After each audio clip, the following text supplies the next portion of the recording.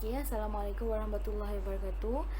My name is Rabiatul Adawiyah binti Muhammad Yatim, and I am from BBAIF 4A, and my metric number is 050105. And today I would like to present about my video, and my topic is issue of Ijarah contract in hire purchase. This video I prepared for Dr. Kamarul Salam in the subject of Seminar in Islamic Finance or academic project.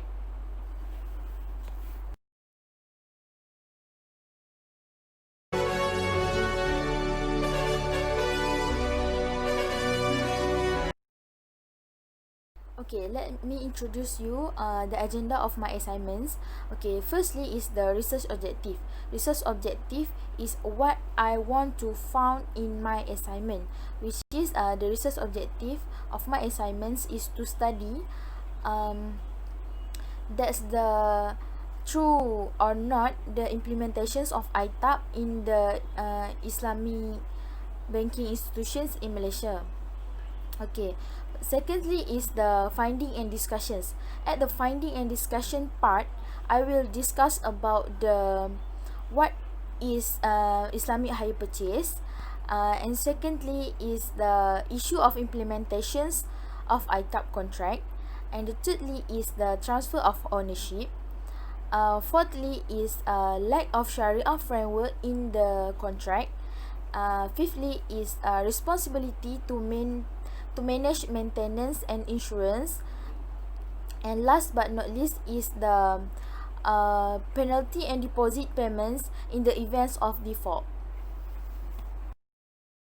Okay, for the objective of this assignment is to study how practical is financial institutions in Malaysia. This study also attempt to understand the concept of Ijarah Tuma Abai in order to make the concept easier to understand.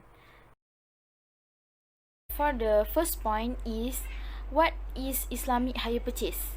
Okay, generally Ijarah Tuma Al-Bai or ITAP means the rents that end with the purchase.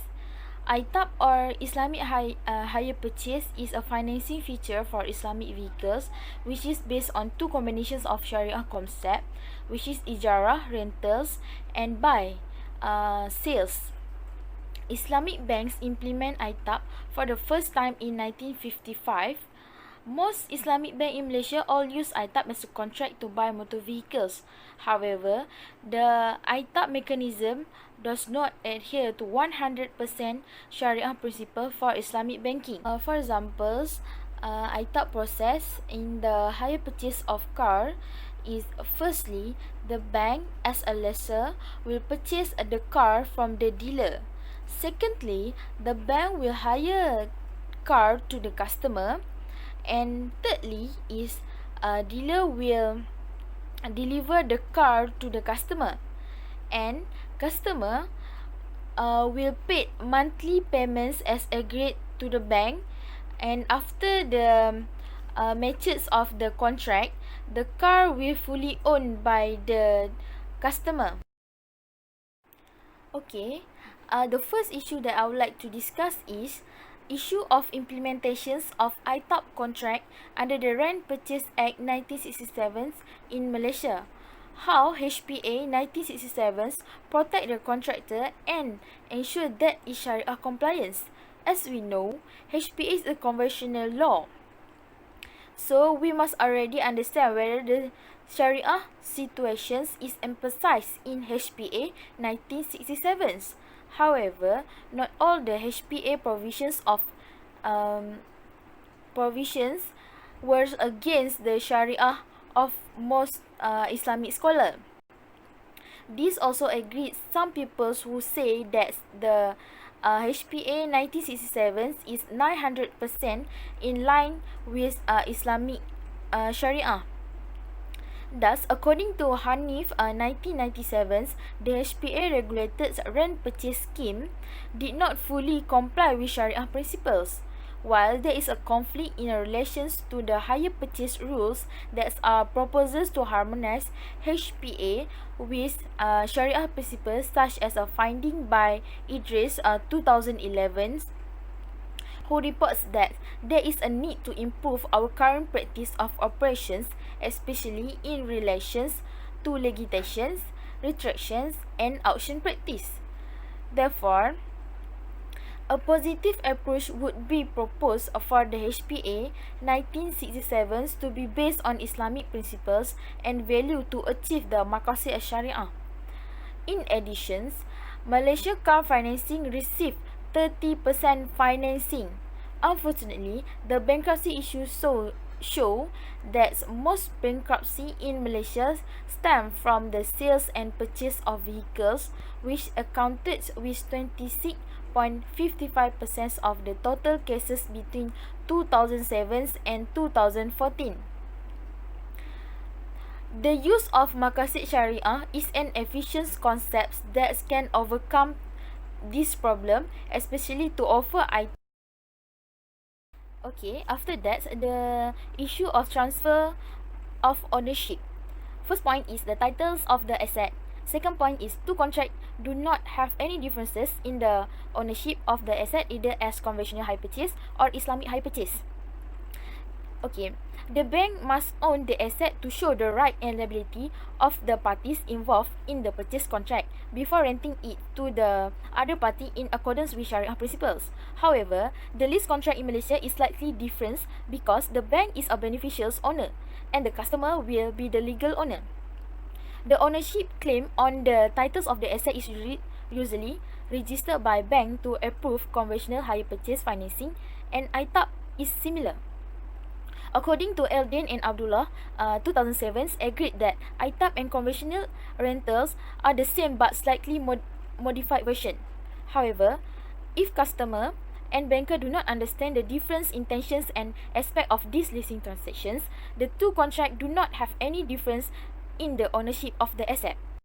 Okay, the next issue is lack of Sharia framework in the contract. Do the ITAP have their own framework, Sharia framework? Okay, according to Hassan, 2012, he also agreed that ITAP does not have Sharia compliance. That's the way it's governed by conventional law. And elements of interest in calculating long-term charge, it is the ITAP settlement. This fact is lined with the finding of Central Bank Sharia Resolutions 2010. Next is responsibility to manage maintenance and insurance. The bank is responsible for leasing assets under the ITAP contract in Malaysia. In fact, the bank is responsible for the leasing assets under the ITAP contract in Malaysia, but the bank has the responsibility of maintaining the leased assets to the customer, whilst the bank only acts as a financier. This practice has been practiced by all banks in Malaysia. In this case, the bank does not explain the liability to the asset leased and purchased by the customer. However, according with actual ITAP contract, both parties must be responsible for the maintenance of the asset. For example, by renting a house, the homeowner should be responsible for the maintenance of the house. If it is not due to the negligence of the tenant, the lessee must be responsible for the maintenance if the leased asset is damaged or destroyed as a result of the lender's own negligence. Next is penalty and deposit payments in the events of default. Minimum deposit payments in Malaysia is 10% of the total leased assets. In the events of any default actions by either party will result in the terminations of the contract or breach of contract. A valid contract must be understood and agreed upon by both parties. Quote from Baharum 2004, that's breaking any of this term cause the innocent party will suffer losses. The bank may impose penalty on customer who are slow to make payments but not as income for the bank. The tenants who withhold payments without a valid reason must donate a certain amount or rent to the charity under the coordinations of institutional Sharia supervisory boards in accordance with OAFI.